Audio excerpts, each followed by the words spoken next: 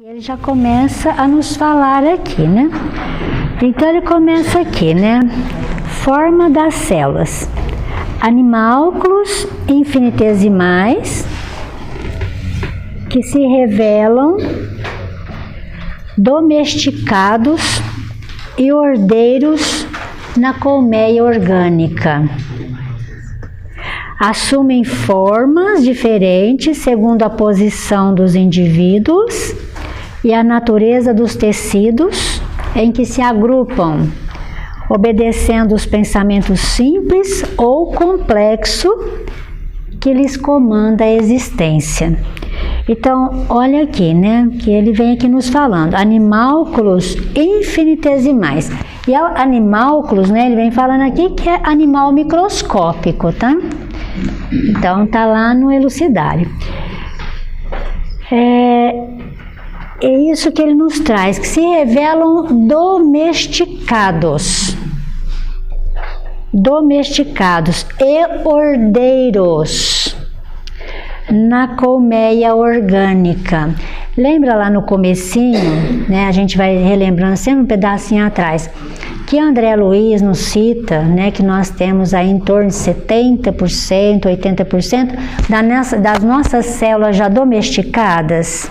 E nós temos um tanto aí que ainda não está domesticado. Vamos tentar entender um pouquinho o que é isso na evolução. O que significa para nós, na evolução, as células domesticadas neste mundo orgânico? As células domesticadas só seriam aquelas que poderiam adoecer. Essas não estão domesticadas. Não, essas não estão. Mas qual que é a atuação delas como células domesticadas no nosso organismo? Faz funcionar corretamente também. Faz funcionar o organismo corretamente. E faz funcionar corretamente como? Trabalhando certinho, assim, né? De grupos harmoniosos, na escola harmoniosa. Obedecendo a quem? Ao Espírito. Isso é importante a gente saber. Mesmo sendo domesticadas, elas são domesticadas por quem? Pelo Espírito, ao longo dos milênios, dos evos. Essas células foram sendo domesticadas pelo pensamento do Espírito. Então significa que se elas são domesticadas pelo Espírito, o Espírito que as dirige. Certo? Ok. E importante a gente imaginar que se somos nós que as dirigimos, a direção que dermos a elas é responsabilidade nossa. Total. Então, os causadores das enfermidades somos nós mesmos. Por isso que nós ouvimos tanto na medicina as doenças psicossomáticas, tá? Isso é relacionado a isso. Então, eles dizem assim, ó, assumem formas diferentes segundo a posição dos indivíduos e a natureza dos tecidos em que se agrupam. O que quer dizer isso? De formas diferentes, assumem formas diferentes segundo a posição dos indivíduos. Que posição é essa? Evolutiva, posição evolutiva. E a natureza, consequentemente, dos tecidos em que se agrupam. Ora, quanto mais elevada a alma, como que é a natureza dos tecidos? Mais saudáveis, né? Obedecendo ao pensamento simples ou complexo que lhes comanda a existência do espírito, tá? São cenositos ou micro-organismos que podem viver livremente como autozitos ou como parasitos. Vamos ver lá um pouquinho então, né? Deixa eu ver se ele colocou novamente aqui. Colocou. Autozito, ser teratológico, monstruoso, capaz de ser autossuficiente em seu desenvolvimento e sua vida. Então, ele diz aqui para nós, são cenositos. Desculpa, aí é autozito, né? Eu li errado. Animal, então, cenosito, que aí fala assim, são cenositos, né? Essas células ou micro-organismos que podem viver livremente. Então, cenosito, animal que vive associado a outro organismo, compartilhando do mesmo alimento, sem ser caracterizado verdadeiramente como parasito. Exemplo, a remora, que se prende ao corpo do tubarão por ventosas e aproveita seus restos alimentares. Tá? Então, as células são cenositos que vivem associadas ao nosso organismo. Não é o nosso organismo? Está falando do nosso material orgânico, do nosso corpo físico, não está falando? Então, são os cenositos ligados ao nosso organismo, que podem viver livremente como autozitos, aí sim, entra lá nas células monstruosas, né? Isso, são os autozitos, ou como parasitos, né? Se alimentando de nós, porque o cenosito, ele propriamente assim, pode se alimentar de um ou viver livremente, tá bom? Como ele diz aqui. Ou como parasitos. Aí ele vem com outro palavrão aqui, né? Sincídios ou massa de células que se fundem para a execução de atividade particular, como por exemplo, na musculatura cardíaca ou na camada epitelial, que compõe a parte externa da placenta, com ação histolítica e histolítica sobre a estrutura da organização materna, do organismo, né? Da organização materna, isso mesmo. Células anastomosadas, como as que se coordenam na formação dos tecidos conjuntivos. Células em grupos coloniais, com movimentos perfeitamente coordenados, quais as que se mostram nos volvocídeos. Células com matriz intersticial, que elaboram substâncias imprescindíveis à conservação da vida na província corpórea, e as células que podem diversificar-se, constituindo-se elementos livres, como na preparação dos glóbulos da corrente sanguínea. Logicamente que nós não vamos entrar nos méritos de cada uma das funções delas, né? Porque não é nosso foco nesse momento. Teríamos que abrir no ponto de medicina, que não é para o nosso campo de trabalho neste momento, né? Mas é compreender esse mundo celular que está ligado a nós e ao qual nós comandamos, né? E suas funções, que é mais importante. Então, elas articulam-se em múltiplas formas, adaptando-se às funções que lhes competem, no veículo de manifestação da criatura, que temporariamente as segrega, à maneira de peças eletromagnéticas inteligentes em máquina eletromagnética superinteligente, atendendo com precisão matemática aos apelos da mente. Isso é importante a gente saber, né? Tudo aquilo que nós desejamos, pensamos, as células obedecerão. Por isso que lá no começo, lembra que nós falamos sobre a memória das células? André Luiz veio nos abordando sobre a memória. As células têm memória? Tem.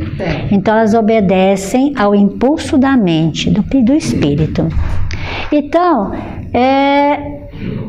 eu desejo algo, mas o que é que eu desejo realmente? A gente deu aquele tema lá atrás, né, o exemplo da questão, olha, eu vou fazer regime, eu quero emagrecer. Eu quero emagrecer mesmo, né? Eu quero emagrecer mesmo. Qual é a informação que eu estou dando para minhas células? Elas obedecem ao meu impulso, mas qual é o comando real que eu estou dando para elas? Às vezes eu quero emagrecer, mas eu desejo comer. Então, é diferente. O meu desejo real, qual que é? Então, as células vão obedecer aquilo que eu realmente desejo, né? Ao que eu desejo real. Então, aquilo que eu quero, que eu desejo real, tem que estar no mesmo nível, porque é isso que as células vão obedecer. Então, às vezes fala assim, olha, a questão da pessoa, e isso acontece com a gente em muitos momentos da nossa vida, né? A gente começar a colocar coisas na cabeça, né? Fantasmas, a gente às vezes coloca fantasma na nossa cabeça. E o que a gente está fazendo com aqueles fantasmas que a gente está produzindo? Alimentando as nossas células com as informações que nós estamos nos nutrindo. Então, vamos imaginar, no nosso hábito diário, hoje nós temos um hábito bastante forte, principalmente na nossa juventude, com jogos aí no celular. Então, mas eu gosto muito de ver filme de terror, né? Filme de horror. Ora, eu quero continuar vendo filme de horror e quero ter uma vida em paz? Uma vida tranquila? Eu já acho muito difícil a gente dominar os pensamentos. Faz um exame médico e fica com medo porque tem uma coisinha. Aí precisa fazer um outro para confirmar. Aí a gente fica morrendo de medo, imaginando o pior. Já imagina? Isso coordenar esses pensamentos, né? Agora imagina ver imagens de horror o tempo todo. Como vai apagar isso do nosso pensamento, né? É o que nós alimentamos o nosso mundo íntimo. A gente só vai alcançar uma evolução total a partir do momento que você dominar seus pensamentos. Exatamente. Não é fácil. Então, o que é que nós estamos nos alimentando? Tá? Isso é importante a gente saber, porque nós estamos numa relação constante com o nosso mundo íntimo, com a vida orgânica que está dentro de nós. Então a gente tem que começar a escolher, por isso, questão de escolhas, né? Escolher é decisão individual de cada um. O que a gente vai se alimentar? Então, atendendo com precisão matemática aos apelos da mente. E é uma coisa que o que ele fala, eu quero só voltar um pedacinho antes aqui, a maneira de peças eletromagnéticas. O que é isso exatamente? É essa questão dessa relação, né, das células com a mente nesse processo eletromagnético. Como funciona isso na vida comum? O magnetismo, eletromagnético. Como funciona um ímã?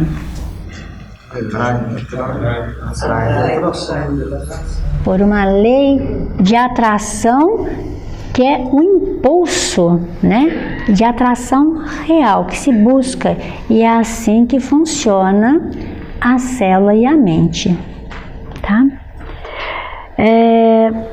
Assemelhando-se de certo modo no organismo aos milhões de átomos que constituem harmonicamente as cordas de um piano, acionados pelos martelos minúsculos dos nervos ao impacto das teclas que podemos simbolizar nos fulcros energéticos do córtice encefálico,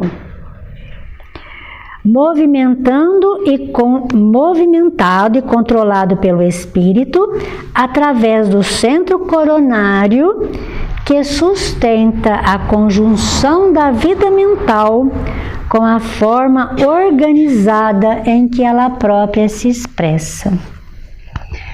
Vamos lembrar o centro coronário, né? Nosso centro de força, dito pelo André Luiz como o nosso centro principal, porque está ligado à sede da mente, ou associado à sede da mente, que é o espírito, né? Então nós podemos dizer assim, olha, o centro principal, o centro coronário, é ele que comanda a vida nos outros centros.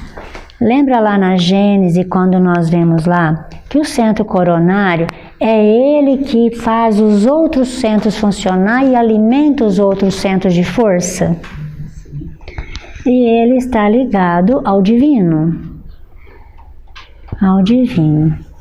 Então, esse centro, quando nós acionamos a vontade, a fé, que ele entra em funcionamento, é ele que impulsiona os outros a funcionar. Ele dá impulso e alimenta e faz com que os outros, ele distribui a alimentação que nós absorvemos por ele para os outros centros de força. E qual que é a função mesmo do centro de força no nosso organismo? Perispiritual? Manter o funcionamento, né? O coronel, o cardíaco, o coração, o laríngeo, a fala, por aí todos os outros centros, né? Mantém o organismo com equilíbrio. São atributos deles também, mas a funcionalidade do centro de força é a alimentação nossa, é a manutenção da vida em nós, né? Depois, um pouquinho mais para frente, nós vamos falar deles especificamente.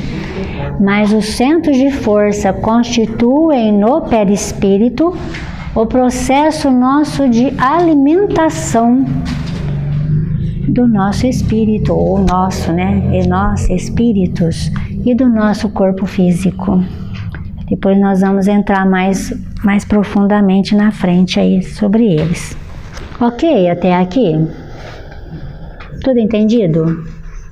Posso perguntar? Não? Tem que perguntar. Se está tudo entendido, dá para perguntar, não dá? É verdade. Bom, mas compreendemos a questão da relação às células e mente? Ok? Mas tudo parte do cérebro, né? O cérebro é o intermediário, né? Espírito-corpo. Porque eu sei assim que qualquer órgão, quando não está legal, o primeiro a ser usado é o cérebro. Tem que pôr dentro tudo. É ele que atende à vontade do Espírito. Através dele que o Espírito se manifesta pelo sistema nervoso no organismo. Uma vez um padre, trabalha na área da saúde, ele é professor, ele deu uma palestra e ele falou o seguinte: em latim, o significado da frase era: tem câncer quem quer, não tem câncer quem não quer. Eu não sei falar em latim isso, mas aí os alunos, mas quem quer ter câncer? Então ele falou assim: olha só como a sua raiva, a sua ira pode fazer com que suas células sintam isso e ouçam isso. A sua mãe não deixou, por exemplo, lá na juventude, deixou você ir no baile. Você sai correndo pro quarto, chora e fala: eu quero morrer. naquele momento, e um órgão seu que tiver com a imunidade diminuída, uma célula daquela que está com a imunidade baixa, ela vai duplicar em outra, vai fazer uma atipia, a gente fala. Uma célula vai formar outra diferente. E aquela diferente vai formar outra diferente. Dali você tem um câncer, que dali 5, 10, 15 anos pode surgir.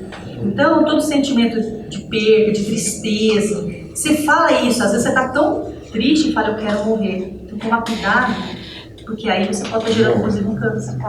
As células acodem isso, tem muita força. Isso é um trata o livro do Bruce. Muito interessante, é isso que a gente está estudando aqui. Dá a impressão que ele, porque a obra dele é de 2005, ele copiou do André Luiz, eu acho. Ou pelo menos ele demonstrou cientificamente, né? Porque ele isolou as células, né? E em lugares assim, inóspitos, onde ela não funcionaria. E ela começou a morrer, ficar adoentada, aí tira dali, pôs em outro lugar, aí ela melhorou. Aí ele começou a comprovar essa história que a gente está lendo aqui. Ele é um cientista, né? Sim. E veja que ele fazendo as experiências comprova aquilo que André Luiz está fazendo na observação. Exatamente, porque ele sabia sobre espírito também, ele viu lá, né? No espiritual. Interessante, porque ele traz um paralelo do mundo espiritual com nossa vida física, né? Muito interessante. Quer dizer, o André Luiz foi fenomenal nesse livro aqui, né? Muito, muito, de verdade. Interessante. Eu lembrei agora, acho que ano passado ou ano retrasado, que as crianças da escola fizeram, acho que tem a ver. Colocaram um arroz perfeito no mesmo dia, num potinho e no outro. Aí no potinho escreveram só coisa boa, e no outro potinho só coisa ruim. Aí o potinho de coisa boa, o arroz foi perfeito, depois de uma semana, depois de coisa ruim apodreceu. Foram feitos no mesmo dia, na mesma panela. Influência, né? Sim. Pensamento, pensamento. E que a gente nunca deve ter um pensamento, por exemplo, assim, eu não quero ter câncer, eu não vou ter câncer. Porque o universo, ele não sabe o significado da palavra não. Tem que se pensar positivo. Eu estou saudável, eu estou bem. Isso não é nada, não é? A Heloísa está falando aqui, isso é uma experiência muito interessante, né? Porque a Fabiana fez essa experiência com as crianças lá na escola. Cozinhar o arroz sem, assim, só na água, né? É o mesmo arroz, e distribuiu esse arroz em 2 potinhos, né? E lacrou o potinho, igual os 2, e num potinho escreveram só palavras de amor, palavras otimistas. E no outro escreveram palavras de raiva, de mágoa e tudo mais. Deixaram uma semana. Em alguns dias, aquele que estava escrito palavras de raiva, de mágoa, estava todo cheio de bolor. E o outro estava branquinho. Uma experiência na prática para ver a interferência que tem o pensamento, né, nessa vida. Que você citou, que as crianças nem chegaram a falar, eles só escreveram. Só escreveram. Olha só. Isso está na prática, né? E isso que a Gabriela nos falou, da modificação, né, das células, que aqui, volta aqui na forma das células, né? Que o André Luiz nos fala que assumem formas diferentes segundo a posição dos indivíduos, né? A sua condição evolutiva e a natureza dos tecidos em que se agrupam. Então, esse é o processo, né? De transformação das células. E é uma coisa assim muito mais profundo do que a gente pode imaginar tudo isso, gente. Eu acho que eu já comentei isso aqui com vocês. Na década que o Chico, naquele período que ele ia lá na Vila do Pássaro Preto, né, em Uberaba, surgiu lá um assunto com respeito ao sofrimento das pessoas ali na África, né?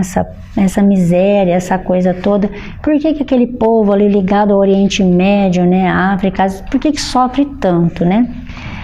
Aí o Chico falou assim, mas foram eles que pediram isso. Aí o pessoal olhou assim, mas como, né, que eles pediram isso? Ele falou, não, foram eles que pediram na crucificação de Jesus. Quando o Pilatos fala, é a Barrabás, né, ou Jesus, mas ele é um homem justo. Eles falam assim, que o sangue dele caia sobre nós até a 4ª geração. Foram eles que pediram. Então, quando a Gabriela, né, vem nos falando da questão, né, você falando da morte, ó, eu fico triste, eu quero morrer. Bom, mas isso para as reencarnações é um processo grave também, né? Não só para a vida atual, mas nós lançamos aquilo para a nossa memória espiritual e ela vai ficar em nós, né? E ela vai cumprir o seu papel em nós mesmos. E é assim que nós falamos do processo de lei de causa e efeito. A lei de causa e efeito não é um processo que fica num arquivo e ele fica suspenso. Não, ele está nas nossas células. Toda a memória está nas nossas células. Então, nós estamos sob o efeito de algo que está aqui guardado, que ainda não foi alterado. Está dentro de nós, né? Então, o processo da reforma íntima, da melhoria, é mudar o padrão que já está guardado em nós, o padrão que já está marcado, já está gravado em nós. Essa é a questão do esforço que nós vamos ter que fazer, né?